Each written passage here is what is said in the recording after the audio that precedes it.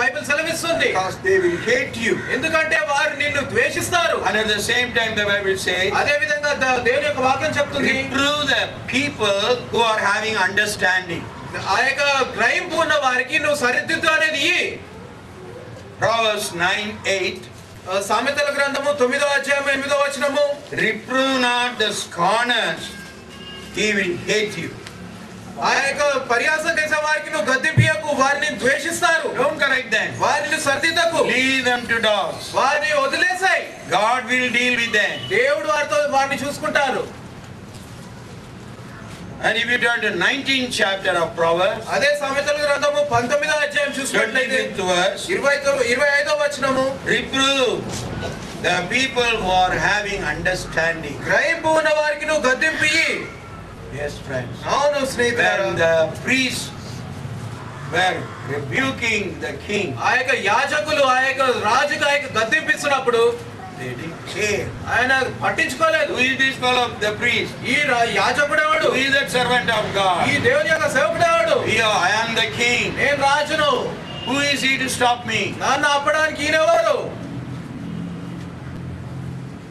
Suddenly, అకస్మాత్తుగా leprosy came. కుష్ఠరోగం వచ్చేసింది. 80 priests, God's servants, 80 people tried to convince him not to do this. 80 మంది దేవుని యొక్క సేవకులు ఈ పని చేయొద్దు అని వారించడానికి చూశారు. He became very angry. వారి మీద ఆయన ఎంతో కోపంగా చేసుకున్నాడు. And they tried to push him out. ఆయనని పైకి బలవంతంగా బయటికి నెట్టేయాలని కోరారు. But by then, they found leprosy. అప్పటికి ఆయన మీదకి ఆ యొక్క కుష్ఠరోగం వచ్చేసింది. He had to voluntarily run away from that place. ఇంకా అక్కడ నుండి ఆయన పరిగెత్తి వెళ్ళిపోవాల్సి వచ్చింది. Until he died, ఆయన చనిపోయేంత వరకు, he died as a leper. ఆయన చనిపోయినప్పుడు కూడా కుష్ఠరోగిగా He చనిపోయాడు. could not come back. ఆయన తిరిగి రాలేకపోయాడు. Come back to not only his house, ఆయనకి ఇంటికి రావడమే not కాదు, only God's house, దేవుని యొక్క మందిరంలోకి రావడమే even కాదు, to his own kingdom. తన యొక్క సొంత రాజ్యంలోకే రాలేకపోయాడు. Before such a situation arises in our life, అనేక జీవితంలో అలాంటి పరిస్థితి రాకముందే let us humble ourselves. మనం తగ్గించుకుందాము. Let us tremble when we read the story of Nebuchadnezzar. నెబుకద్నెజరు యొక్క కథ మనం చదివినప్పుడు మనం వణుకుదాము. There was a king called Ahab. ఆహాబు అనే ఒక రాజు ఉండినాడు.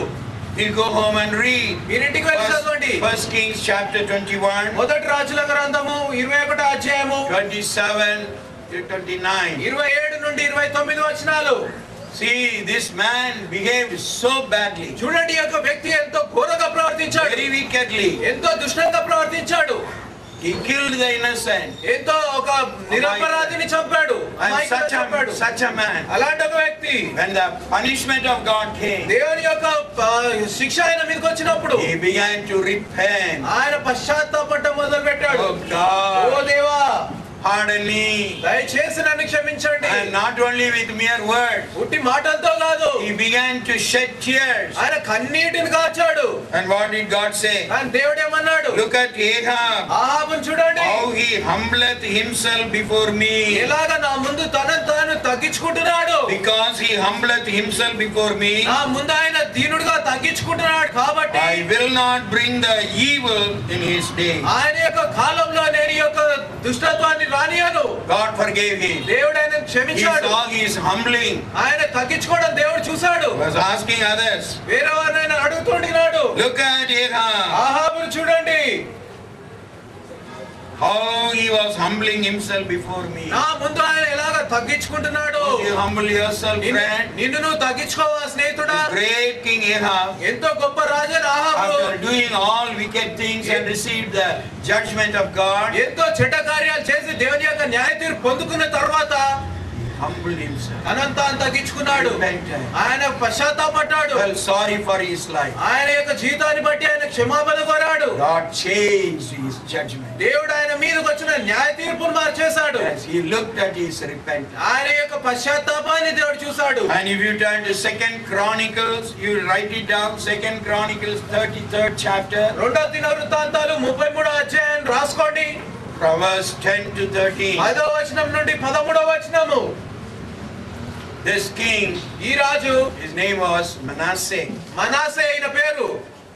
he also behaved very badly. ఆయన కూడా ఎంతో దుష్టంగా ప్రవర్తించాడు. He became very proud. ఎంతో గర్విష్ఠుడు అయిపోయాడు.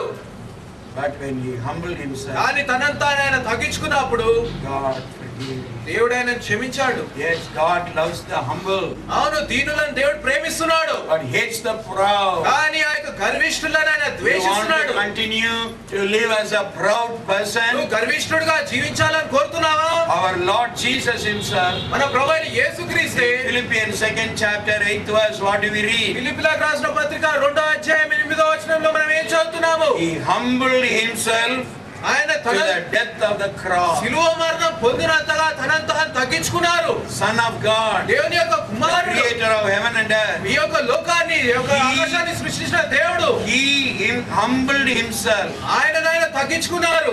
up to the cross. ఆ యొక్క శిలువ మరణం To the death పొందినంతగా, of the cross. ఆ యొక్క శిలువ మరణం పొందినంతగా Every day, ప్రతి రోజు let us in our prayer ask the Lord, మన యొక్క ప్రార్థనలో దేవుని అడుగుదాము, Lord, దేవా give me humility, నాకు దీనత్వాన్ని దయచేయండి, so that even my sins may be forgiven. నా యొక్క పాపాలు కూడా As క్షమించబడినట్టుగా you forgave King Ahab, ఆహాబుని క్షమించినట్టు. then let us come back to King Nebuchadnezzar. మనం నెబుకద్నెజర్ దగ్గరికి వద్దాము. How he humbled himself. ఎలాగ తనను తాను ఆయన After తగ్గించుకున్నాడు. 7 years or so, amongst the animals, ఆ యొక్క పశువుల మధ్యలో 7 సంవత్సరాలు గడిపిన తర్వాత he came to his senses. ఆయన తన యొక్క జ్ఞానాన్ని పొందుకున్నాడు. He gave a beautiful testimony afterward. దాని తర్వాత ఎంతో అందమైన ఒక సాక్ష్యాన్ని ఇచ్చాడు.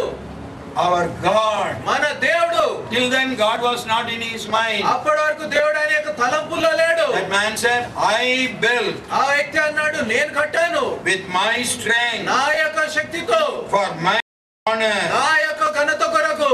But now, కానీ ఇప్పుడు Daniel 4th chapter, దానియేలు 4వ అధ్యాయము 34th verse. 34వ వచనము. And the end of the days, I, Nebuchadnezzar, lifted up mine eyes unto heaven, and mine understanding returned unto me. ఆ కాలము గడిచిన పిమ్మట నెబుకద్నెజరును నేను మరలా మానవ బుద్ధి గలవాడనై నా కళ్ళు ఆకాశము తట్టు ఎత్తి చిరజీవము సర్వోన్నతుడగు దేవుడు స్తోత్రము చేసి ఘనపరచి స్తుతించితిని. 37th verse. 37వ వచనము. Now, I, Nebuchadnezzar, praise and extol and honor the King of heaven, all whose works are truth and his ways judgment, and those that walk in pride he is able to abase.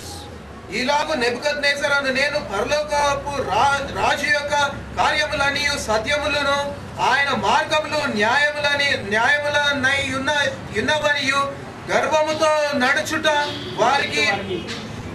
నడుచు వారిని ఆయన అనపశక్యం తగుడని ఆయనను స్తుతించిరి. Not understanding Nebuchadnezzar, the proud king, God. ఎలాగా గర్విష్ఠుడైన నెబుకద్నెజరు ఆయన ఎలాంటి గ్రహింపును పొందుకున్నాడు? భక్తిగల Hannah ప్రార్థించినట్లు, Lord, దేవా, you lift up those who are sitting among the dunghill. పెంట కుప్ప మీద కూర్చున్న వారిని నువ్వు You లేపుతావు. are lifting them up to the midst of the princes. రాజకుమారుల మధ్యలో వారిని కూర్చోబెడుతున్నావు. God, help us to get this realization. దేవుడి యొక్క గ్రహింపు మనం పొందుకున్నట్లుగా Let సాయం us చేయగా not continue in our pride and arrogance. మన యొక్క సొంత గర్వపు స్థితిలో మనం ఉండకుండా Let ఉండడానికి us not చూసుకుందాము. make fun of God's word. దేవుని యొక్క వాక్యాన్ని గురించి పరిహాసం చేయకుండా చూసుకుందాము. Tremble, వణుకు tremble. వణుకు. Let's pray. ప్రార్థించుకుందాం.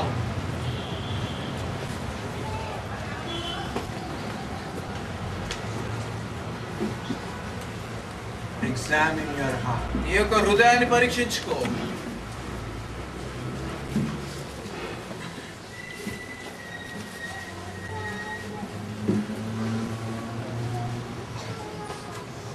Heavenly Father, పరలోకపు తండ్రి, let your word ring in our ears. నీ యొక్క వాక్యము తండ్రి మా యొక్క చెవులలో మోగునట్లుగా చేయండి.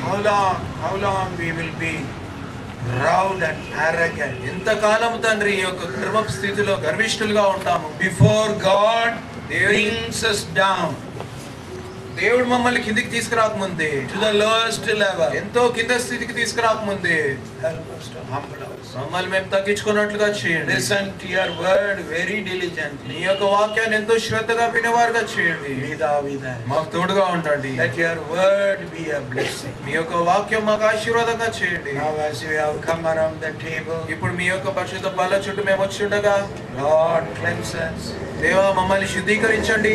with deep humility. గొప్ప దీనత్వంతో We may come before you. నీ ముందు మేము